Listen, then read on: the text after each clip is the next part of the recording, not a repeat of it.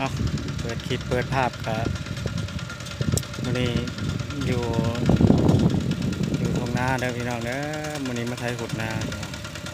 FC ประจุกูทุกคนกับก่อนอื่นโอกาสทักทายสบายดีพ่อแม่พี่น้อง FC เปิดจุกูทุกคนทางภายในและก็ต่างประเทศก็ยินดีกับสู่ช่องหมอพรชาแนลเด้อพี่น้องเด้อมื้อนี้ก็มาไทยขุดอยู่นะพี่น้องนี่แล้วไปแล้วให้หนึ่งแล้วตอนแรงแล้วไปแล้วให้หนึ่งน้องแล้วก็มีมาเบิ่งไปชมตรงกันนี่หน้าตากำลังให้ช่องพี่น้องในให้นี่มีน้ำเลย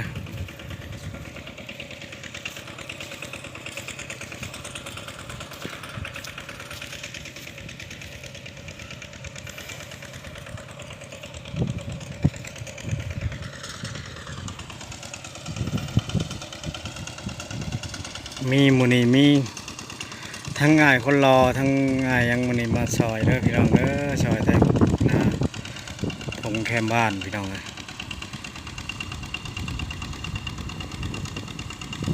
บอลกับขอโทษขออภัยเลยซีมาสุขุสุคนเพราะว่าค่าเวียกค่างานก็เราได้ลงคลิปมื้อนี้สิมาลงคลิปมื้อนี้ก็วันที่30พี่น้องไปเบิ่งเดี๋ยวนี้ก็อ้ายคนรอกำลังย่างเตะลงมา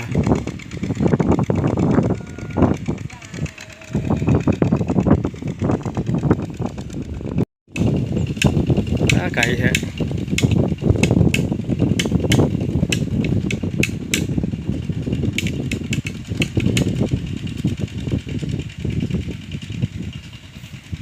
มื้อนี้ก็ยินแต่เสียงรถเสียงรางเด้อพี่น้องเด้อไทยหุดหน้าเด้อมื้อนี้เด้อวันนี้ก็มีคนมาช่วยแล้วมื้อนี้ไทยนาใครแน่แล้วท่ามื้อนี้มาหาหัวหน้าเพิ่นได้มื้อนี้ได้ท่าสวนอ้อยหัวหน้าพี่น้องเอ้ยมันจะเป็นเศรษฐีแล้วปีหน้าต่อพอนู่นนะซื้อกับพอนู่นนะเบิ่งนู่นนี่มื้อนี้มาเลาะสวนอ้อยมื้อนี้มาแต่หางัวแล้วก็เพิ่นพามาเลาะสวนอ้อยได้โพดเพิ่นมาพามาเบิ่งหม่องโมเด้หม่องโมก็เด้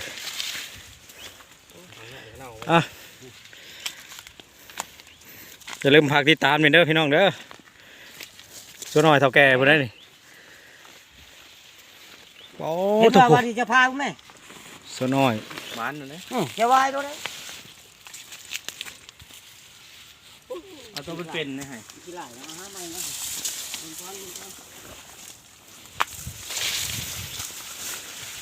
ทางไหนตัวมันใหญ่ๆเนี่ยฮะนี่ครับนี่โอ้มันบดุมันบ้านนั่นที่ขักลีน้อยจ้ะเนาะนี่ขักบกนี่ได้นี่ไม่แล้วที่นี่มันคือเนื้อกระเป๋าก่อนนี่เมื่อกี้แน่ๆเอารถเต็มเลย3 หน้ามากบ่ใหญ่เพราะว่านั่นไม่จะเข้าเอาย่างก่อนมันมอแบบนี้เลยเข้ามาหาเอาวัดเนาะเฒ่าแก่เพิ่นพามาเลาะสวนอ้อยพี่น้องเอ้ยมื้อนี้บ่เคยเห็นสวนอ้อยวะมาถ่ายทำอยู่สวนอ้อยเด้อพี่น้องเด้อข่าวว่าผิดพลาดประการใดก็กับขอโทษขออภัยเด้อทีเด้อมาหลอกนี่โอ้เฒ่าแก่ไปได้เพิ่นนี่ผู้ใดได้นี่โชว์ได้นี่ไหนโชว์ได้นี่ยังมีขอมีครัวนี่ผู้ใดต้องการก็ทักแชทหาเพิ่นได้เด้อ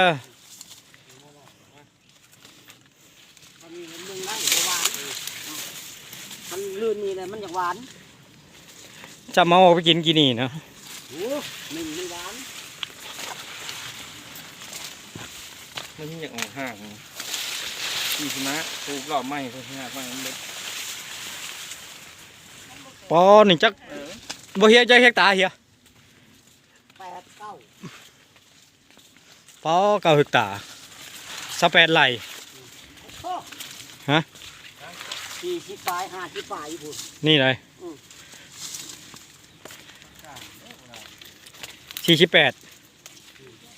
48ไหลอ๋อเด้องามกับงามอ้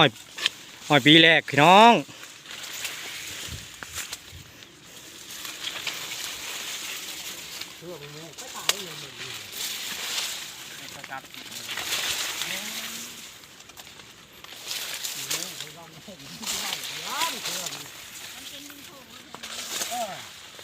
เป็นดินทรายเนาะ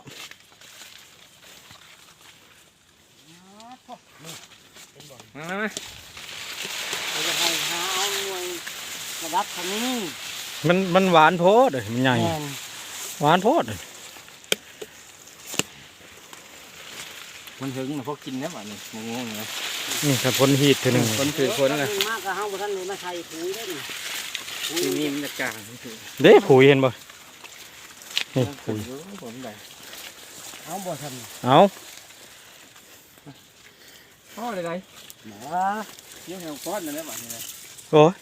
ข่อยบ่มีบ่อนชัยเด้อข่อยเด้อข่อยบ่ข่อยเลือกเบิ่งก่อนข่อยเลือกเบิ่งก่อนข่อยบ่เอาโลๆเละๆได้ข่อยเด้อข่อยเลือกเบิ่งก่อนก่อนสิเอาก็ พี่น้อยพวกนี้มันขึ้นนี่พวกนี้มันยังบัดอยู่มันยังบัดยังหมอยอยู่นี่ฝนตกจากกับน้องพวกนี้ขึ้นอยู่จะเบิ่งเอาเอาเลยมึงได้สิจะมันบังมึงหน่วยนี่ให้ขนาดมันนี่ตาย ป๊าดต่อพี่ลึกเลยเนาะ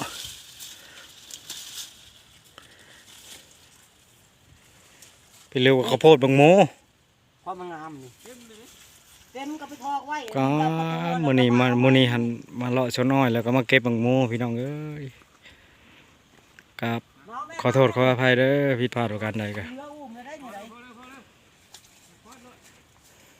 ตา ชนอ้อยก็ความมันกว้างป๊าด